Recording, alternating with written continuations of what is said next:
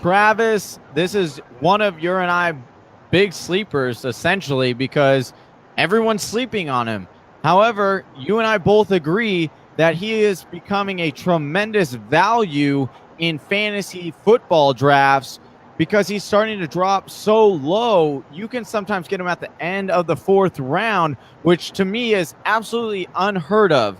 You're talking about a guy who consistently gives you running back number 2 numbers throughout his career, let alone when you're looking at last year and the year before.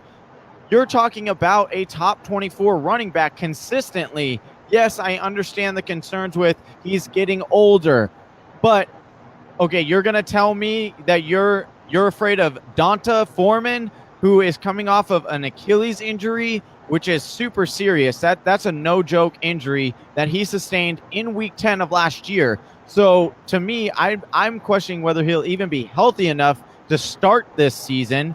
And then, I'm not afraid of Alfred Blue. We've seen what this guy can do years and years and years, and it's not that good. All right. Yes, I'll give it to you. Lamar Miller does not have that top 5 upside.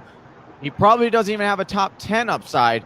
But when you're talking about the fourth round and some of the other guys that are going there, you're usually looking at for our running back 2. And I think Lamar Miller fits perfectly in that position.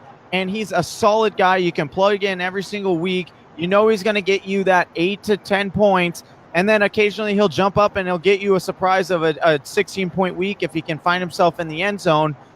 I like Lamar Miller this year. Travis, tell the people why you are so excited about Lamar Miller and why they should be confident in drafting him.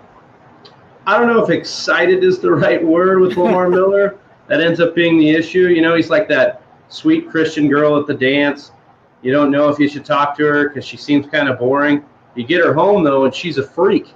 I mean, that's what's going on with Lamar Miller, right? He's not going to wow you, but then you look at the numbers, and he's been inside the top 17 in the last 4 years. His catches has never dipped below 31 during that span, and he's only missed 2 games in the last 4 years as well.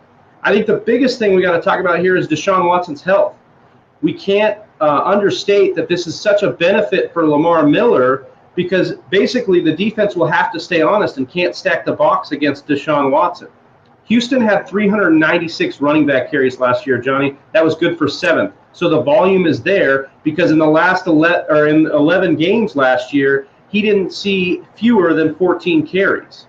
So I'm glad you mentioned Foreman and Blue. There's guys around him that we're not scared of based on injury to Foreman and Blue just not being very effective. But then you look at what Houston did. They didn't sign a notable running back or draft one. So if you're talking about, like you said, in that fourth round, that cusp of RB2 territory, this guy is going to be an RB2 as if he's on the field. Guaranteed. He's going to get those 14 to 20 carries a game, and he's going to return you 8 to 10 points, and you can take that to the bank, Johnny.